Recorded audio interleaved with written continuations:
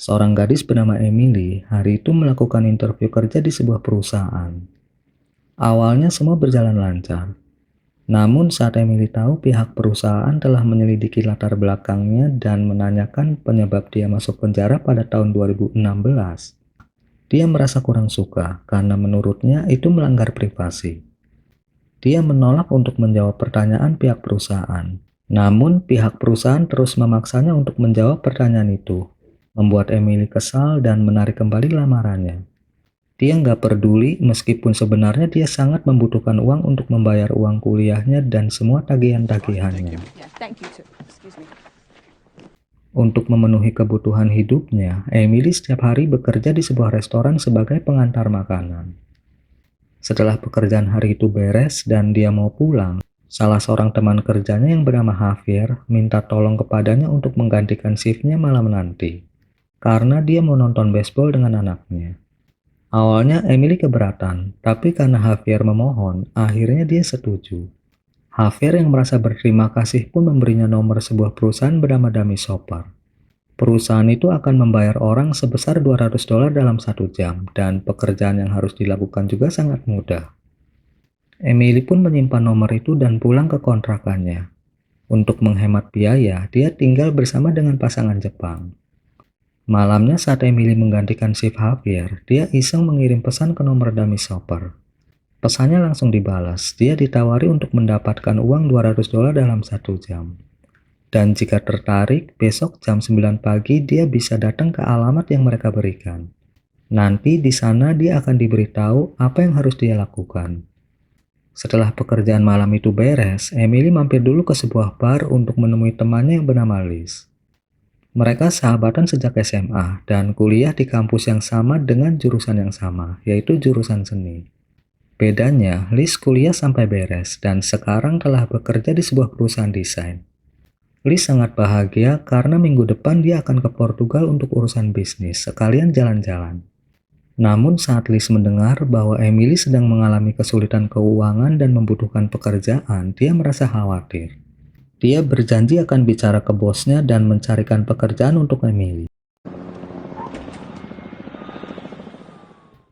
Keesokan paginya, Emily datang ke alamat Dummy Shopper dan menemui pemilik Dummy Shopper yang bernama Khalil. Dia diminta untuk menunjukkan SIM-nya dan ditanya dari mana dia mendapatkan nomor Dummy Shopper. Setelah itu dia disuruh mengantri untuk difoto. Dia sama sekali nggak diberitahu pekerjaan apa yang harus dia lakukan. Selesai difoto, Emily dan para peserta lain menunggu instruksi selanjutnya. Nggak lama, sepupu dan partner Khalil yang bernama Yosef menjelaskan kepada para peserta bahwa untuk mendapatkan $200 mereka harus melakukan sesuatu yang ilegal. Sesuatu itu nggak akan membahayakan diri sendiri maupun orang lain, hanya saja melanggar hukum. Jadi Yosef mempersilahkan siapapun yang merasa ragu untuk pergi. Karena nggak ada yang pergi, dia menyuruh anak buahnya membagikan kartu kredit kepada para peserta dan melanjutkan penjelasannya. Tugas mereka adalah membeli barang yang telah ditentukan dengan menggunakan kartu kredit itu. Setelah mereka menyerahkan barang yang mereka beli kepada Dummy Shopper, barulah mereka dibayar. Kartu kredit itu sebenarnya ilegal, jadi pada dasarnya mereka melakukan pencurian. Seorang peserta tiba-tiba berubah pikiran dan pergi, begitu juga Emily. Dia takut pihak toko menanyakan SIM-nya. Namun setelah tahu bahwa dia dan peserta lain telah dibuatkan SIM palsu, Emily memutuskan untuk mencobanya. Semua peserta pun bubar untuk melakukan tugas masing-masing, begitu juga Emily. Dia ke toko untuk membeli TV sesuai apa yang disuruh Dummy Shopper. Meskipun Yosef bilang itu nggak berbahaya, tapi tetap aja dia merasa khawatir dan deg-degan, apalagi saat melakukan pembayaran. Untunglah semua berjalan lancar, dia cuma lupa mengembalikan topi milik toko.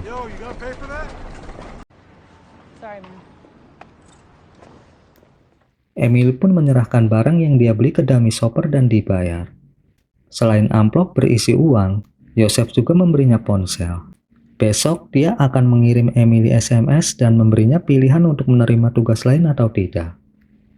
Tugas berikutnya akan sedikit lebih sulit, tapi tentunya dengan bayaran yang jauh lebih besar, yaitu $2.000. Tugas apa itu? Yosef akan memberitahu Emily besok saat dia menemuinya.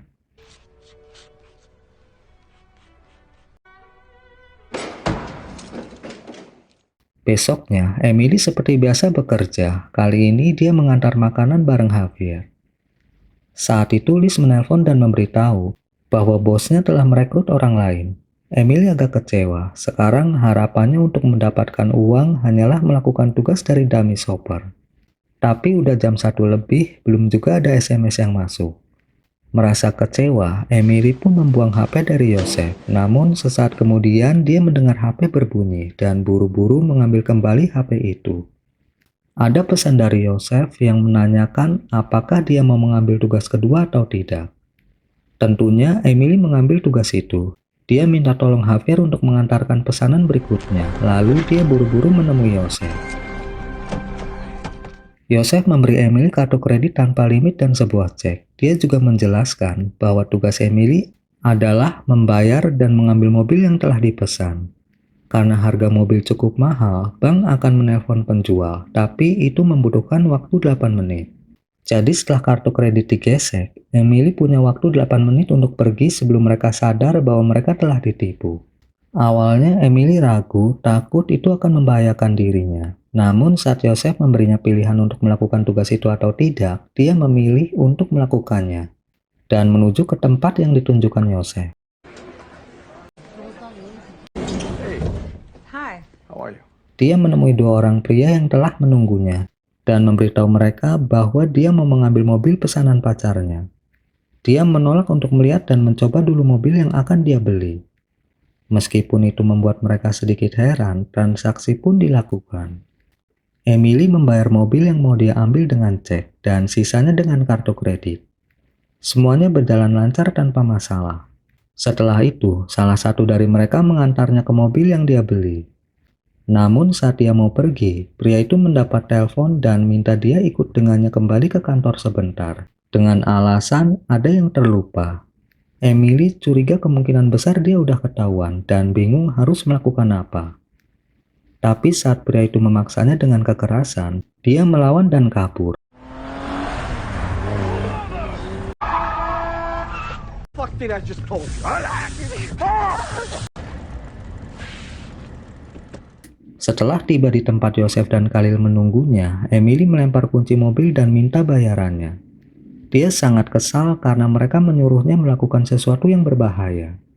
Kejadian itu benar-benar membuatnya shock. Yosef yang merasa khawatir dan mengikuti Emily pun membantu menenangkan dirinya.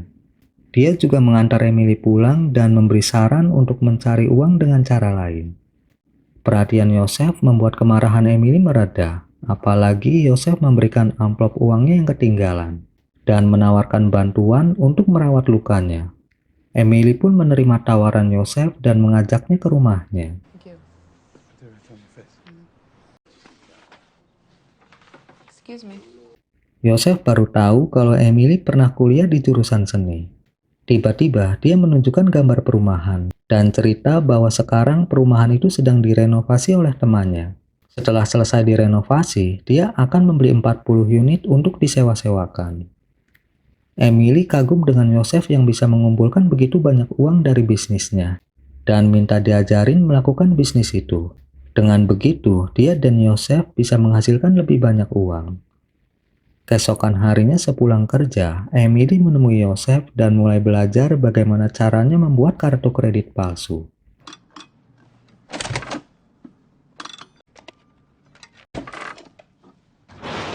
Setelah itu, Yosef memberi Emily alat untuk membuat kartu kredit.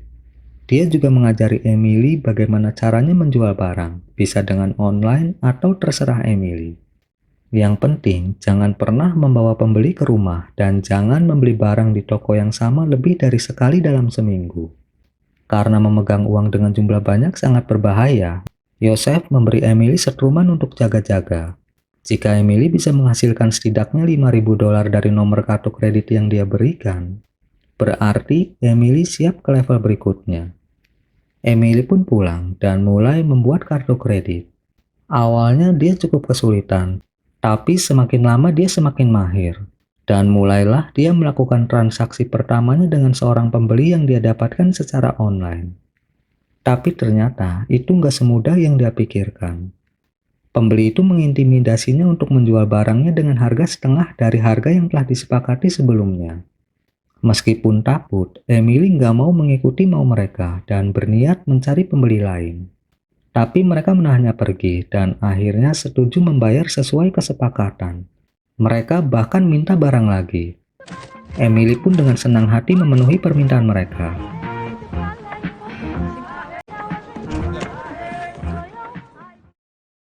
Uang pun terkumpul dengan cepat. Demi keamanan, Emily membeli brankas untuk menyimpan uangnya yang semakin banyak. Malam itu, Emily menemui Liz yang mau berangkat ke Portugal, sekalian mengambil anjing Liz yang mau dia titipkan. Liz pun pamitan dan berangkat ke Portugal.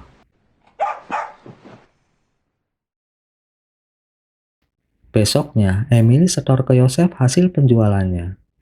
Karena dia bisa menghasilkan uang dengan cepat, Yosef akan memberikan lebih banyak nomor kartu kredit dan membuatkan akun dengan limit yang lebih besar. Saat itu Khalil datang ke kantor. Yosef pun mengenalkan Emily kepadanya dan juga sebaliknya, dia mengenalkan Khalil kepada Emily. Yosef berpura-pura bahwa Emily datang ke kantor untuk mengambil ponselnya yang ketinggalan, tapi Khalil tampaknya kurang senang dengan kedatangan Emily. Dia minta Yosef untuk bicara, dan mereka tampaknya sedikit berdebat. Malam berikutnya, Emily datang ke pesta Liz yang baru pulang dari Portugal, sekalian mengembalikan anjing miliknya. Liz mengenalkan Emily ke beberapa teman kerjanya.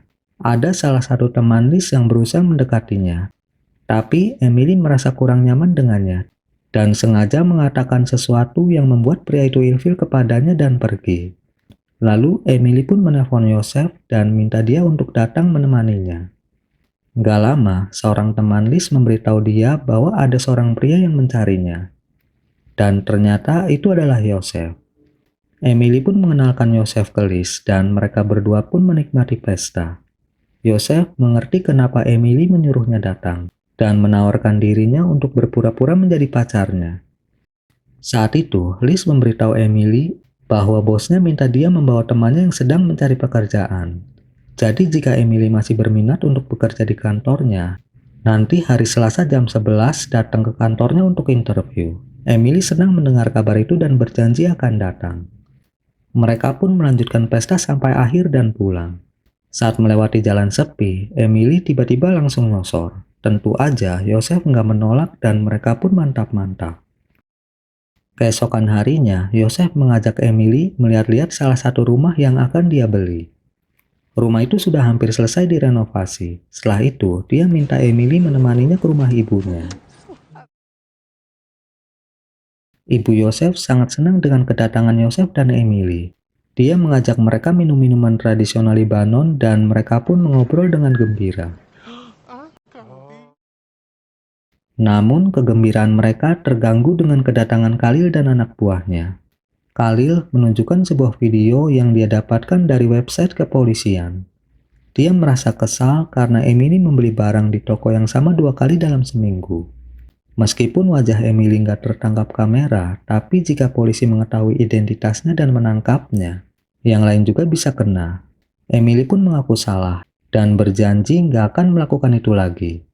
Namun saat mendengar kata-kata Khalil yang merendahkannya, Emily merasa tersinggung dan suasana pun memanas. Tapi karena ada ibu Yosef, masing-masing menahan emosi. Keesokan harinya, Emily datang ke kantor Liz untuk belajar apa aja yang harus dilakukan nanti setelah diterima kerja. Setelah itu dia menemui Yosef yang memintanya untuk datang. Emily heran melihat Yosef terluka dan menanyakan apa yang terjadi. Tapi Yosef nggak mau cerita dan memintanya untuk segera pergi dari tempat itu. Setelah tiba di kontrakan Emily, barulah Yosef cerita bahwa Khalil nggak membayarnya sepeser pun selama 5 bulan dia bekerja. Dan saat dia minta uang untuk membayar perumahan yang udah selesai direnovasi, Khalil malah mengajarnya dan menyuruhnya minta ke Emily dengan alasan dia sekarang bekerja dengan Emily. Yosef sangat kesal dan berencana besok akan mengambil semua barang yang ada di gudang penyimpanan dan juga semua uang yang ada di kantor. Dia juga akan mengosongkan uang di rekening bersama miliknya dan Khalil. Tapi Yosef minta Emily membantunya melakukan rencananya.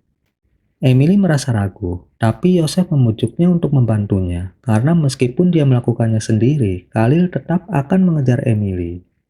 Dengan uang itu, Emily juga bisa melunasi semua utang-utangnya dan mewujudkan keinginannya untuk jalan-jalan keliling dunia, atau mungkin memulai hidup baru di negara baru.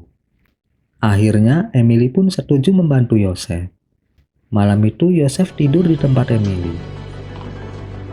Ah, here she is. Hari pun berganti. Sebelum melakukan rencana Yosef, Emily ke kantor Liz untuk interview. Setelah berkenalan dengan bos Liz dan basa-basi sebentar, interview pun dilakukan. Emily lega karena bos Liz nggak mempermasalahkan latar belakangnya yang pernah masuk penjara dan menerimanya bekerja.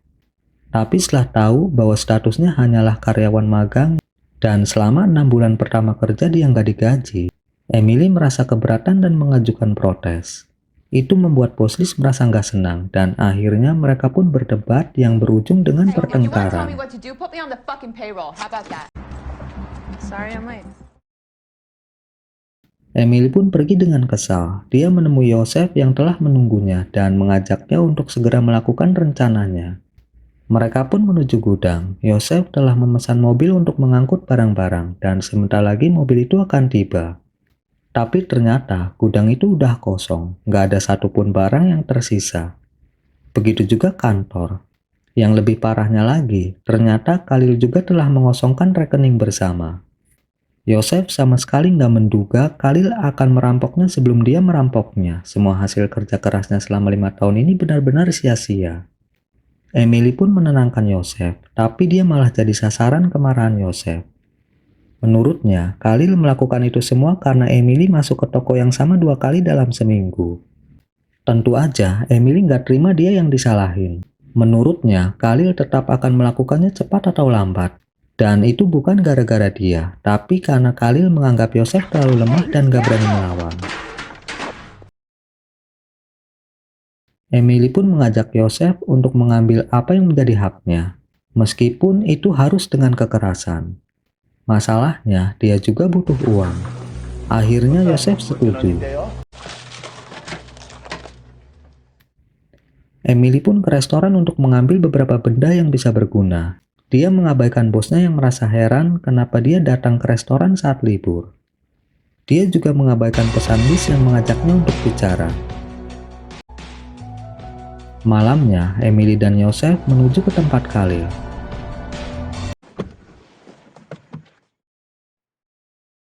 Setelah tiba, dia berpura-pura mengantarkan pesanan untuk Khalil dan berhasil melumpuhkan seorang penjaga. Dari penjaga itu, Emily berhasil mendapatkan informasi bahwa Khalil berada di kamarnya. Dan ada sekitar 6 atau 7 orang di dalam rumah. Emily juga berhasil memaksa pria itu untuk membuka kunci ponselnya. Setelah memarkir mobil berisi pria itu di seberang jalan yang agak jauh dari rumah, Emily dan Yosef pun mengendap-endap menuju ke kamar Khalil. Ada beberapa orang pria yang berjaga.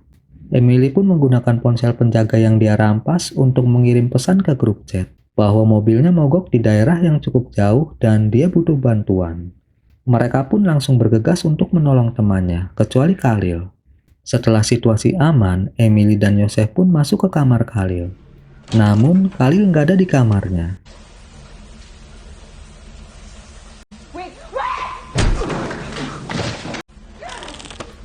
Ternyata, Khalil telah mengetahui kedatangan mereka. Emily berusaha melawan Khalil, tapi dia nggak berdaya melawannya. Saat nafasnya hampir habis, dia mengambil cutter dan menusukkannya ke perut Khalil beberapa kali. Keadaan pun berbalik. Emily mengancam Khalil dengan cutter untuk mengatakan di mana dia menyimpan uangnya. Karena Emily kelihatannya nekat, akhirnya Khalil pun menyerah. Dia memberitahu Emily bahwa dia menyimpan uangnya di dalam freezer. Emily pun langsung mencari uang itu, dan setelah menemukannya, dia melemparkan ponsel ke Khalil agar dia bisa menelpon ambulans. Lalu dia membawa Yosef pergi dari tempat itu. Emily sangat khawatir dengan Yosef dan berniat membawanya ke rumah sakit. Tapi Yosef udah nggak connect saat ditanya di mana dia menyimpan kunci mobilnya dan terus bicara ngawur. Kondisinya benar-benar payah dan akhirnya nggak bergerak lagi. Dengan berat hati, Emily pun mengambil kantong berisi uang dan terpaksa meninggalkan Yosef. Pikirannya saat itu benar-benar kacau, dan dia berjalan seperti orang linglung tanpa tujuan. Dia baru sadar kalau ada darah di pipinya dan segera membersihkannya. Setelah itu, dia naik bus entah menuju kemana. Keesokan harinya, sepasukan polisi menggerebek kontrakan Emily, tapi mereka nggak menemukannya. Emily udah berada di negara lain, entah di mana, tapi sepertinya di Meksiko. Dia benar-benar menikmati hidup barunya tanpa masalah dan tanpa harus memikirkan hutang-hutangnya. Estático. Di negara barunya, Emily mulai menjalankan bisnis seperti apa yang Joseph lakukan. Dia mulai merekrut orang-orang untuk melakukan tugas darinya dengan iming-iming mereka bisa mendapatkan uang sebesar $200 dalam 1 jam. Dan film pun berakhir. Oke guys, segitu aja dulu alur cerita kali ini. Gua pamit, see you next time di video berikutnya.